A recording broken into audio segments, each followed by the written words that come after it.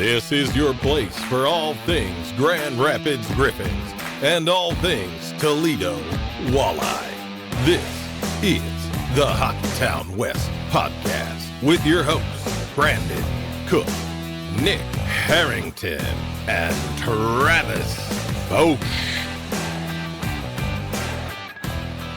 It's that time again to preview yet another Grand Rapids Griffins playoff series, and this time we're joined by a special guest. Welcome everyone back to the Hockeytown West podcast, your source for everything Grand Rapids Griffins and Toledo Walleye hockey.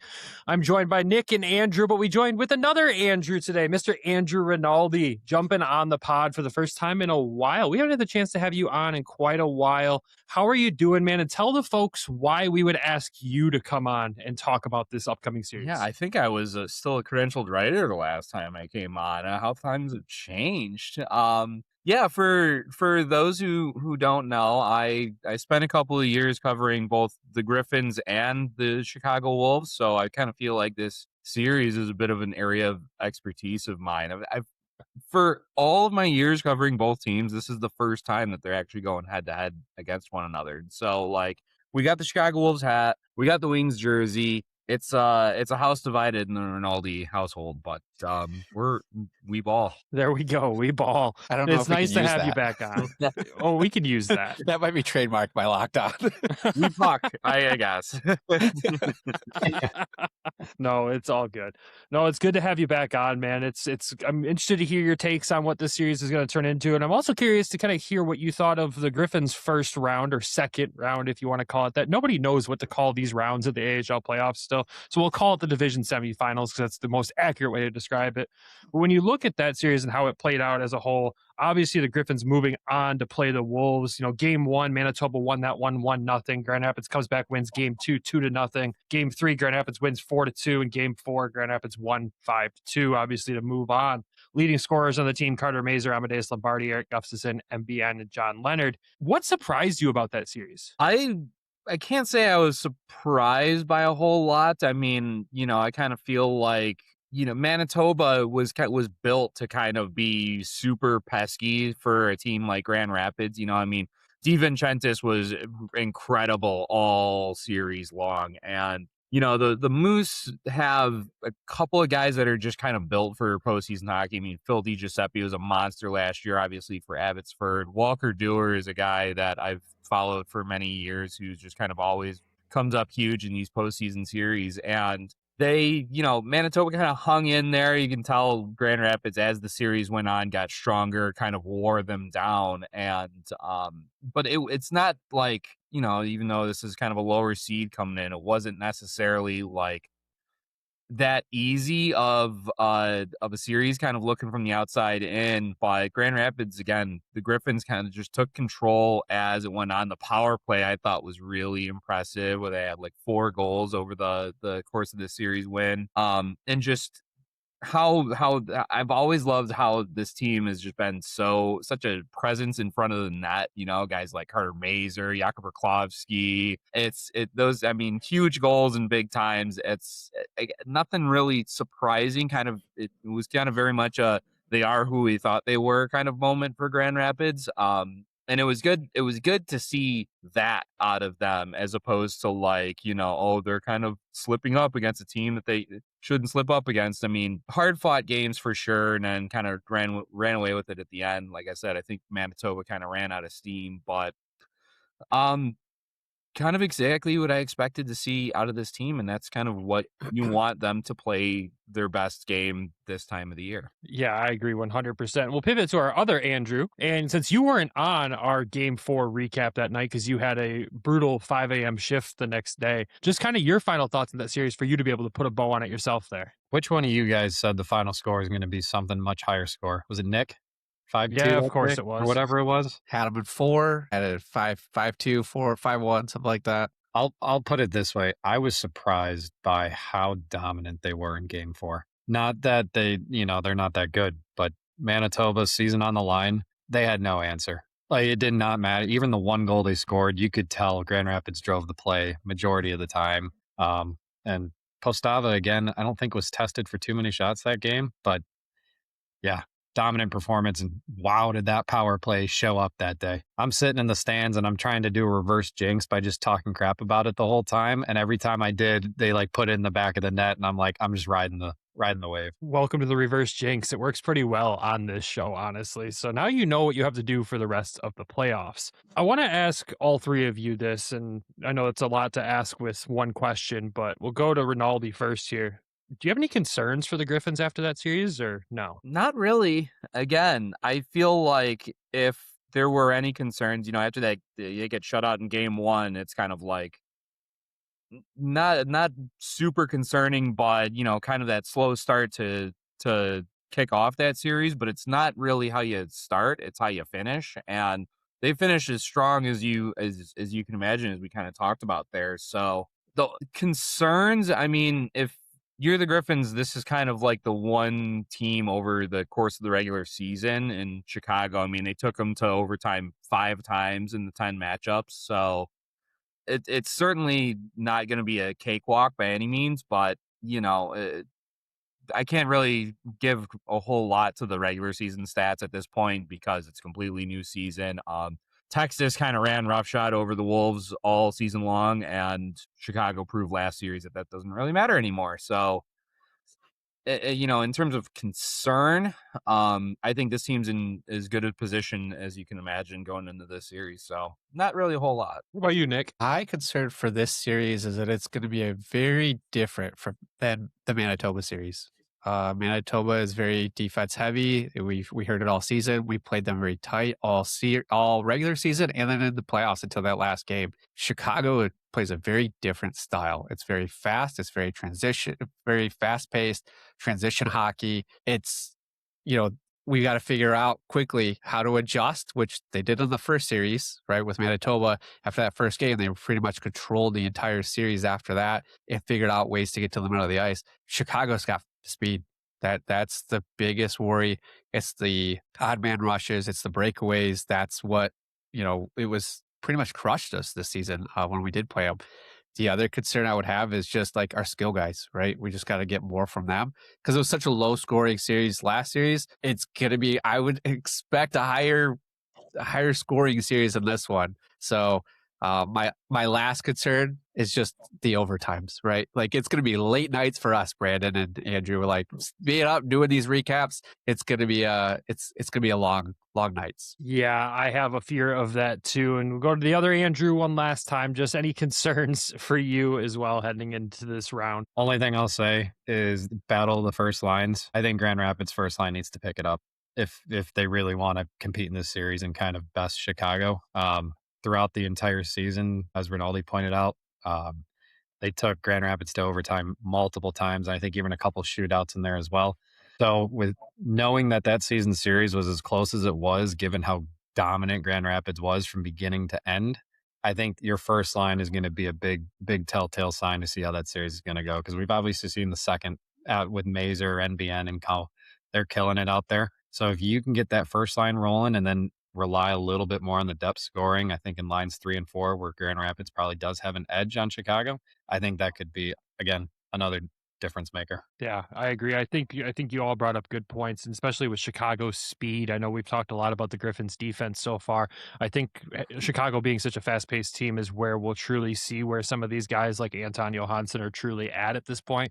Manitoba didn't have the speed to just go blow past them, but there's definitely guys on this Wolves roster that we'll talk about today that could potentially do that. So that's my one concern, I think, is the defense being exposed, which is wild to say because the team is so defensively strong and has been all season. So that's probably a really hot take concern, I would say, but we'll see. We don't know. Like you said, Andrew, regular season doesn't matter anymore, really. We'll still talk about those stats, but they're kind of out the window.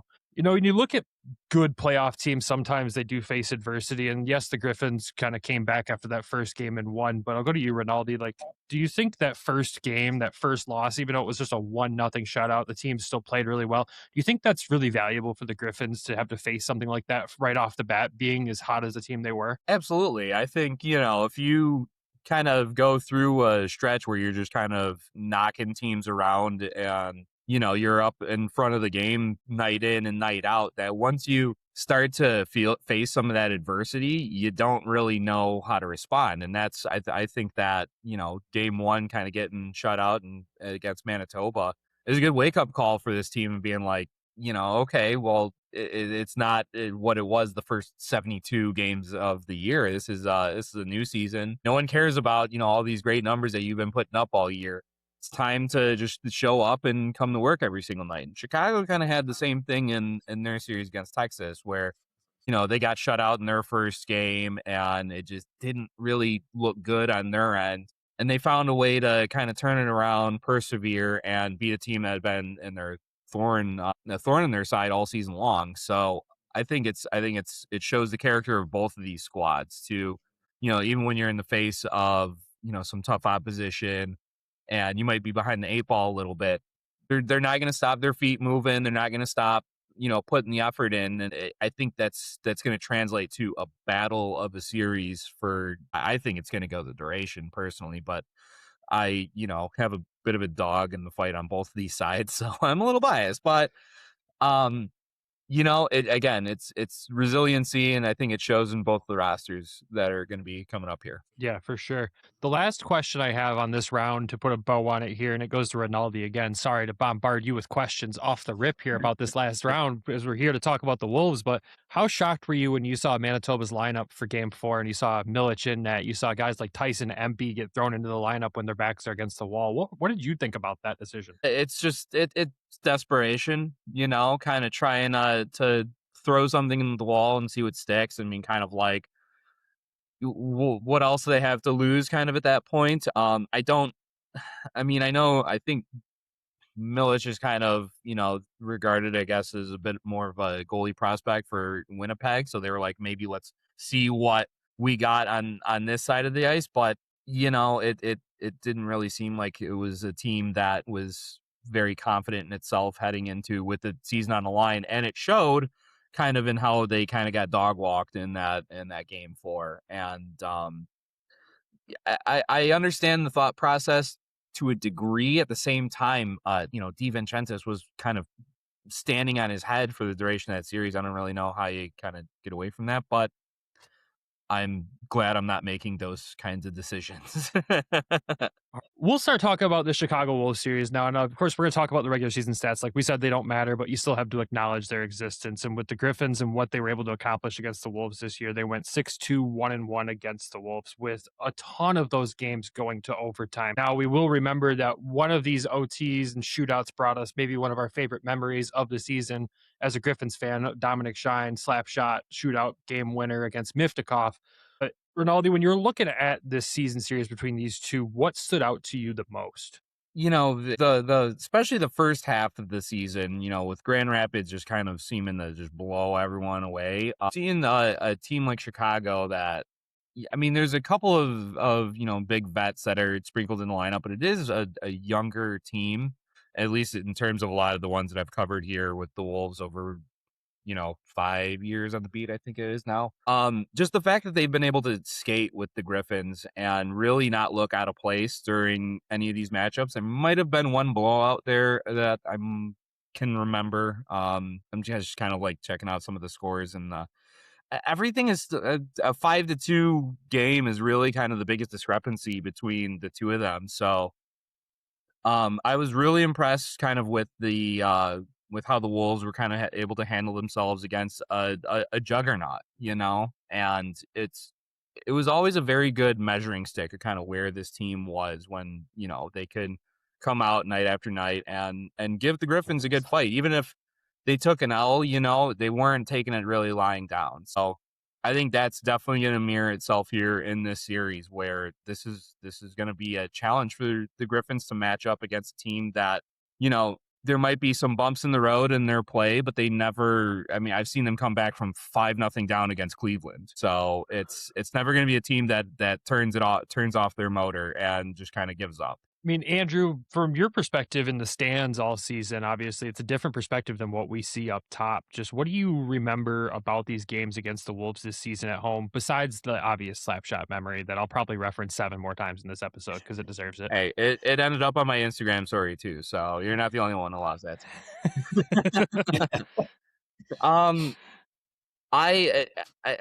The biggest one that stands out to me is special teams. I've already kind of played up Grand Rapids power play. I really like how they move the puck around.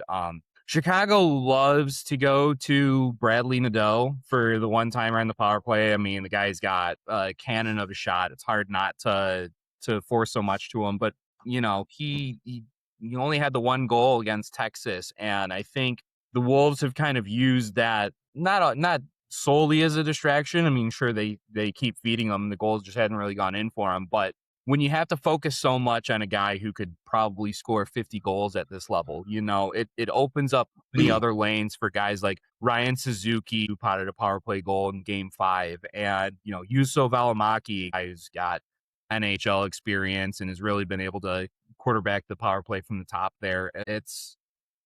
I think that the success that they've had all season long is kind of been what's really driven them on the man advantage.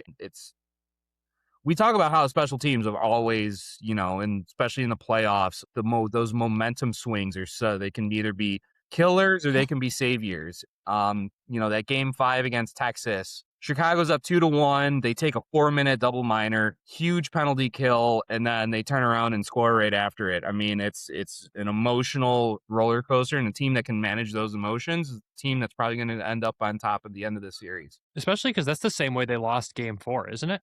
That's High sticking penalty in overtime. That was heartbreaking. Some might call it heartbreaking. Some call it entertaining. Or deserved. Other Andrew, your perspective on the same exact question. So 2 things. One, the sad part is, of all the games I missed this year, most of them were Chicago games. I missed the slap shot, man. signature goal in the shootout, man.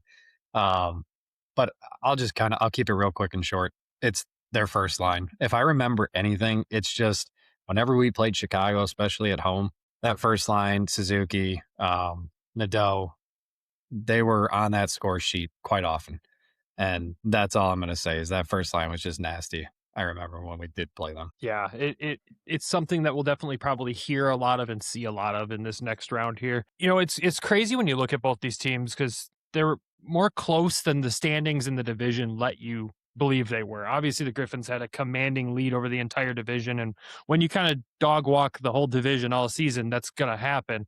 But when you look at one of the important stats, with goals scored, these teams are so close when they were playing each other. The Griffins scored 25, the Wolves scored 21. Obviously, we've talked about how many overtimes and shootouts this team saw. And the nice thing is those overtime and shootout stats kind of go out the window. It's back to 5-on-5, no shootouts. So the final score of those stats don't mean much, but what you can expect from the games is way more even than I think we're all anticipating with this. And Rinaldi, correct me if I'm wrong, but who are the leading scorers for the Wolves this season that we really need to watch out for? Yeah, so number 1 was Felix Ungersorum. He's the only guy on the roster to play in all 72 games. Made his NHL debut at the end of the season with Carolina. Got 1 assist in his 1 game that he played, and last year was 19-year-old coming over from Europe and really kind of struggled with, I think confidence was a lot of it for him. Bulked up a little bit in the offseason and is just a completely different player. He's key because, as other Andrew mentioned earlier, that top line gets so much attention with Nadeau and Suzuki and Robidas that when you can have that backup coming in over the boards and still be a top threat. You led the team in scoring, even with all that firepower up top. Granted, a lot of those guys, some of them had injuries, some of them were called up to Carolina, but he was just been consistent all year long. And even when he's not necessarily ending up on the score sheet, he's just got such a great view of the ice and is so smart, and his hockey IQ has been really impressing me this year. And you always saw bits of it last year, but he could never really put it all together. Well, he's putting it together this year, and they've been able to pair him up with Noah Philp coming down from Carolina, who over the last month and change has just been absolutely on fire, just an absolute menace in front of the net. He's got a real deceptive release that has beaten a lot of goalies down the stretch here. And again, just kind of compounding into that, like that factor beyond the top line. Because, right, everyone knows Nadeau can fire the puck like nobody else. Suzuki has been here for half a decade in this division at this point, and we all know the kind of playmaking, his former first round pick and all that. And Justin Robidoux over the last 2 seasons has just been that perfect complementary energizer bunny to that trio to really make it deadly. Sorry to cut you off, Rinaldi. I wanted to ask about Fetsori and then Seeley, because it seems like a lot of the defensemen activate, and that's where a lot of the points are coming. So like Fetsori had 4 goals, 2 assists against us. Seeley had a goal, 4 assists as well. I mean, are those guys still kind of on a trajectory of like offensively, like, I don't know how to say it. Like, yeah. Are they still rolling, I guess? Yeah, that it's a core part of this team's identity, I think, is just kind of how they attack in transition, beginning from the breakouts out of the zone, and then they attack with speed. And so you got quick guys like Robidoux, for instance. Now you have that defense trailing with space, and they can hit those guys. And Fensori had an overtime goal in game 2. In fact, in game 2 against Texas, they scored 5 goals, and 4 of them were from defensemen. Yusuf Alamaki had a couple. We talked about him earlier. Sori has been, he's just been dynamite. I love the way that he can skate with the puck. I love the way that he can skate without the puck. He's always involved in the rush. If he has an opportunity to come up and make an impact, he's going to do it.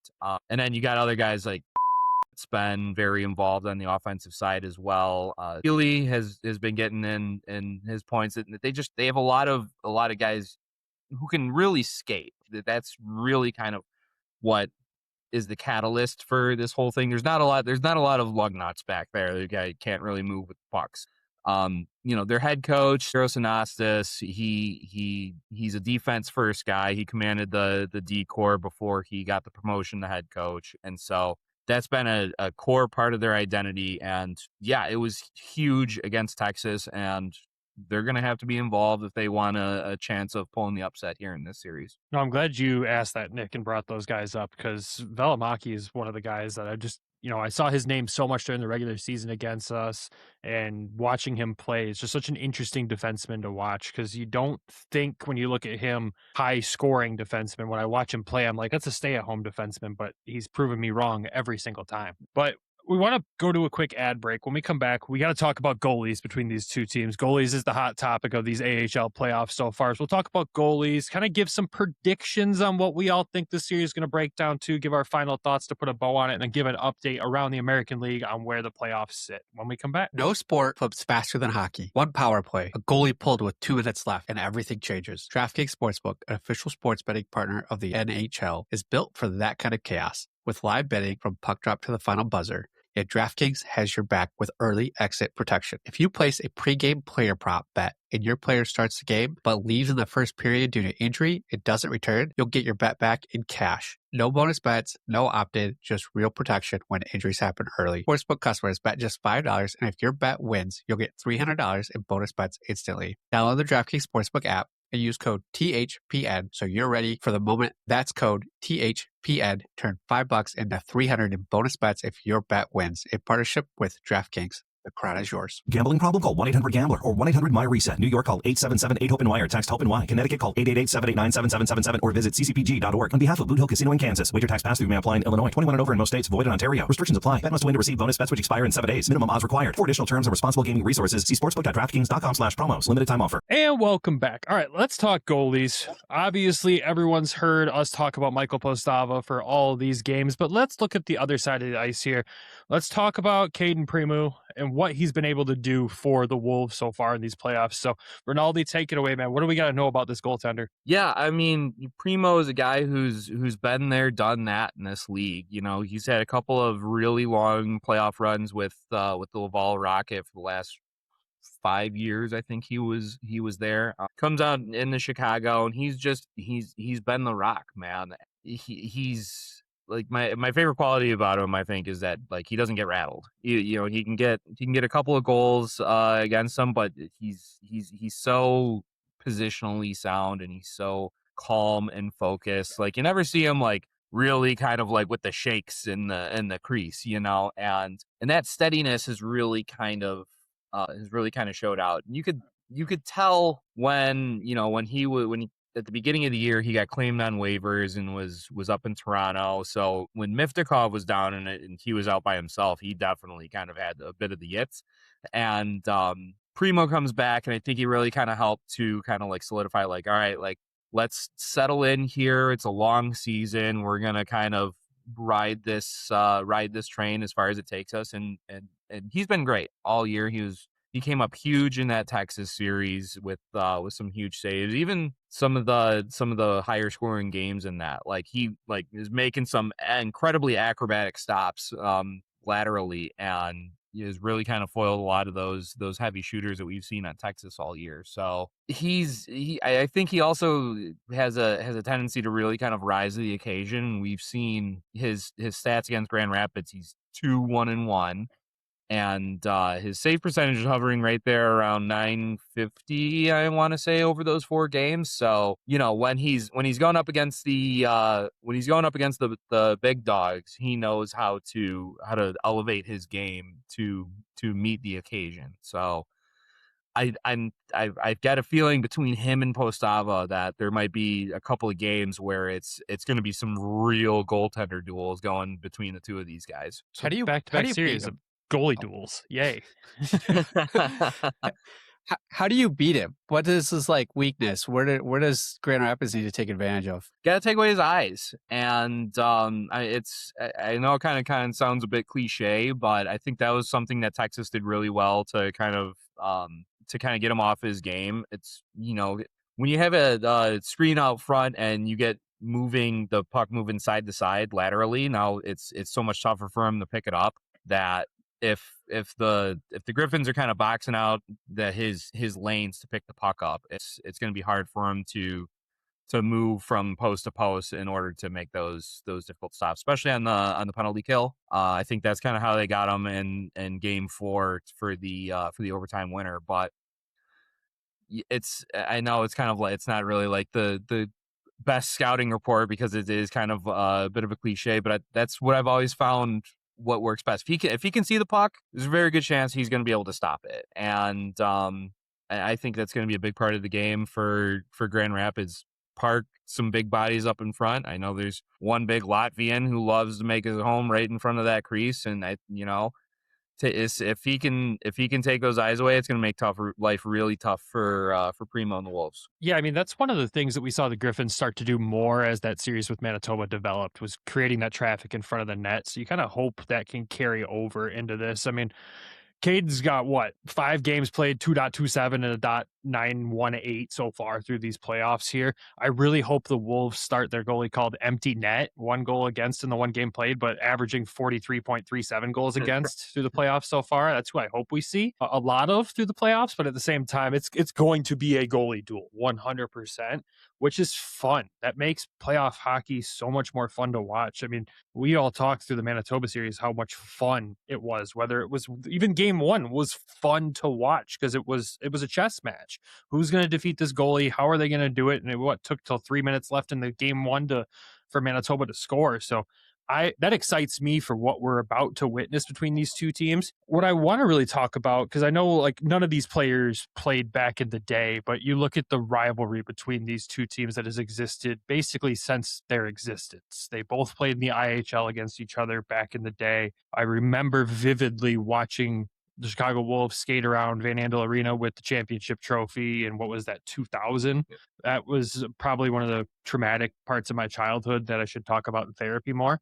But at the same time, when you look at this rivalry, how much fun is it to see these guys going against each other in the playoffs? Like you said at the beginning of the show, for the first time in a long time. Yeah, I have a bit of a vested interest in my coverage of the two teams, but you think about just kind of the history that goes through both of these franchises. I mean, the Wolves have, I think, 3 Calder Cups and the Griffins have 2. So, these are obviously in divisional play. They play each other about 25 times a year as well. So you don't even really need the postseason history quite so much to get that kind of like, okay, we got another rival, and especially, it's 1 and 2 over the course of the year. They played each other so close all year long.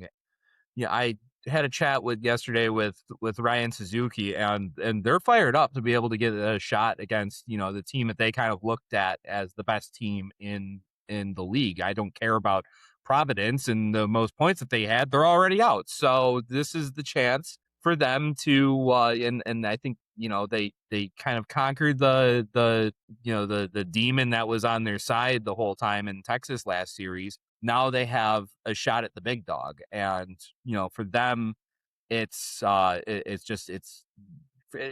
you relish that opportunity, especially as as a pro athlete, to go after that and to prove yourself against the team that kind of set the standard all year long. And I think that passion's going to show out a lot in this series, and you're going to see just some heavy shifts for both sides going at each other, and it's going to create an electric atmosphere. And again, I'm a little biased saying that, but I really think that's what we got ahead of ourselves here. Well, we know at least some of the games will have fireworks. We know that for a You fact. took the joke right from me. I was waiting. Oh, it's gonna be good. And I'll go to our Andrew as well. You've been a fan of this team for a long time too. Just what does this matchup mean to you? Like, how excited are you? How amped are you with this? A lot more excited than I was against the Manitoba series. That's for sure. I recall when I first had season tickets, 2018, when the Griffins played Chicago in the playoffs, and it was, how do you want to call it, a shit show, to put it mildly. Like over 100 and I don't know if it was 80 penalty minutes. That's kind of my most recent memory of the Chicago Wolves against the Griffins in the playoffs. And there was definitely a lot of animosity back then. I don't know if it's as much now, but just given the skill sets of both rosters, I think, to Rinaldi's point again, it's going to be a super competitive series, and easily could see it going 5. It's a travesty there's not an opportunity for 7, but yeah, that's what I'll say. We love the AHL playoff format, don't we? I don't think there's an episode that it doesn't get mentioned on at this point. That's how much we love this current format in the American Hockey League. Sorry, can of worms opened. Oh, it's getting close. We'll move on from that.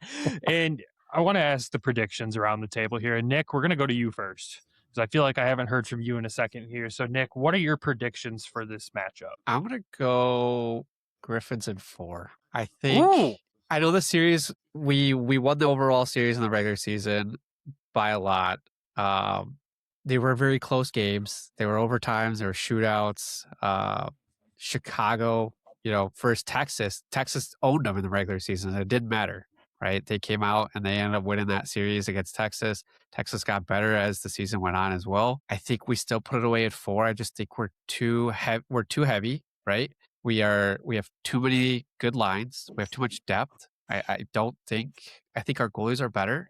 I think it goes 4. I don't think it goes longer. I could see it going longer. I'm hoping it doesn't, but I still think it's us at 4. I think Chicago might steal 1, but the rest of it, it's us, because Chicago plays very fast. That's all that they have. And we just came from a grind out series. And if we can play and keep that structure that Dan's been wanting, I think we've got them, right? I think we can grind them down. We can wear them out. And I think we've got it. I think Griffins at 4. All right. We're going to go to our Andrew next. I think you said it already in your little spiel there a minute ago, but I already forgot what you said. I'm sorry. No. Okay, I'm not trying to bring this up, but in a 7-game series, I think it goes 6. But because it's 5, I think it goes the full 5. I see both teams winning 2, 1 each, home and away. And then I think Griffins come back and take it at home in that final game. Okay, Rinaldi. We have to make a prediction. I mean, you do, and we're not going to hold your winner choice against you that badly. Oh, that badly. It's gonna. I think it goes the distance. I think it goes to 5 games. I'm with other Andrew on that. God, you're putting so much pressure on me, and because I know that there's so many people watching in Chicago, because it's like, oh man, Rinaldi's on. We'll release a Chicago only version just for you. I'm kidding. Yeah. Well, I'll go ahead and say it just to be the other voice on the podcast, and I'll say Wolves for Wolves in 5 for the fact that this is a team that has depth in it that Grand Rapids didn't see earlier in the season, including Noah Philp, including Victor Noichev. And I think that just adds a different dynamic to this team that they get to bring the scoring in a layer that isn't the big line of Bradley Nadeau and Suzuki and Robida. And that allows them to just, because they're coming at you with a second line center of Nikita Pavlichev before, and now they can throw him at you on the fourth line where he can just be that 6'7" Empire State Building type player and not kind of force him to be out of his element as a scoring line center. And I feel like that dynamic, along with, Yusuf Almaki's healthy, Charles Alexis Legault is back from Carolina. I feel like the depth of this team is way more than Manitoba had, and that's going to push it to 5. And a bounce happens in the playoffs because that's what it does, and it goes Chicago. So who do you really want, though? I'll say All after right, don't do that to the man. Goodness, he's got to walk the line here, and I can appreciate I that. feel like I'm already pissing enough people off by picking the Wolves. I can't wait for all the DMs once Grand Rapids. You can't win in this guest appearance, honestly. Like Yeah. It's a lose-lose situation for you. I tried to balance the walk the line, and I'm still like forced to. We'll re-edit it. We'll re-edit it for you. Make sure you're right. Yeah, I appreciate him trying to walk the line. I appreciate him even coming on the show knowing that it's a lose-lose situation. My prediction, I'm going to be different than all you guys. Griffins in 3. Wow. I Oh yeah. know the depth that Chicago has. I hate that team more than any other team in the American League, and I can't give them a win. No, that's not the reason why. What I saw from the Griffins in round 1 was the learning experience. It was, okay, what do we got to do to win in the playoffs? Well, they figured it out after game 1. Then they had a close game in game 2, and then they kind of ran away with it. And what I saw, not just from the Griffins locker room footage they shared on social media, but what I saw from the guys in post game too, is just truly how close knit this group is, where they all know they're going to war for each other at this point. Because that's what this series really is. When you boil down the rivalry of these two teams, it's a war. And the winner of this gets bragging rights for an entire next season. And there's a lot of those guys coming back on this roster next year for Grand Rapids that want to have those bragging rights. And I don't think I've seen a group this close in a few years. Like maybe 2017 is kind of what I'm thinking of. That's what this group reminds me of when they're off the ice, not just on the ice, but the off ice camaraderie that this group has, where they're going to be able to go out there and battle for each other. And we have one thing on our side that I know the Wolves also kind of have too in Caden Primeau. We have a goalie that can steal games. And those weird bounces and stuff like that, we don't see a lot around him in Michael Postavas. So Wolves or Griffins in 3, Wolves losing, heading to the golf course with Andrew. And it's going to be a good time. But that's my prediction. They don't play with 35 handicaps over there in Chicago. That's fair. There's got to be at least one guy on the team that is at your skill level of golf. Come on. And if you know who it is, let's air it right now. No, it's going to be a fun series either way. But I just for the sake of our post game recordings that we know all you listeners have been enjoying so much, please Griffins in 3, because those 8:00 games in Chicago are gonna suck for us. And if there's even a sniff of overtime in those, oh my God. Stay tuned for those episodes because they'll be brutally bad. To put a final bow on this, just one, Andrew, thank you for giving us your insight on the Wolves, and we can't appreciate it enough because we don't watch a lot of their games outside of them playing against us. So thank you for this, and I'm just really excited to hopefully see the fan rivalry there in a civil way, please, no fighting. But at the same time, we know the Wolves fans travel well. There's some Griffins fans that travel well too. So I expect to see both at both games. And I'm really excited for that. I know you're pretty in tune with the fan base down there in Chicago. You know they're going to travel for games, aren't they? Absolutely. I've already talked with a couple of them that are they're planning to make, at least for Saturday's game 2, I'll also be in attendance, which is I might be a little more Wings Griffin centric than this, just so I don't kind of run into any trouble in Van Andel. But no, I've over the course of my time on both beats, I've come to really enjoy the relationships with fans that I've made over the years, and both fan bases kind of exemplify what makes this league and this sport so awesome. And it's gonna get heated. We're all passionate and we all want our boys to win. But at the end of it, I think we're gonna shake hands just like the players over a series that's gonna be entertaining and very well fought by both sides. Couldn't have said it better. I look at these other matchups around the American League, and this is got to be the one with the most eyes on it, just for the history in itself alone. But let's give you the update around the American League before we wrap this up. The Atlantic Division Finals comes down to Wilkes-Barre and Springfield. Any thoughts on this one, boys? Where did Springfield come from? Dude, for real. Massachusetts. Boo. I walked into was a that one. terrible I don't know joke. what I was thinking. Yeah. No, this run they're on is insane. You knock out Charlotte and Providence, like credit to them. If they can take care of Wilkes-Barre, that's that's a team. To be fair, Providence is kind of the Maple Leafs of the AHL, so like impressive by the numbers, sure, but is it really? Like they ruin it every year. I've actually helped coin the term. They've ruined it every single year. That's beautiful. I mean, look, I'll give Springfield a little credit because at one point in the season we're talking about them at the bottom of that division, and here we are talking about them in the division finals. So hey, credit to them, and they're doing it without Matt Luff since they traded him. So that's even funnier or more weird way to look at that whole series. But that's going to be an interesting one.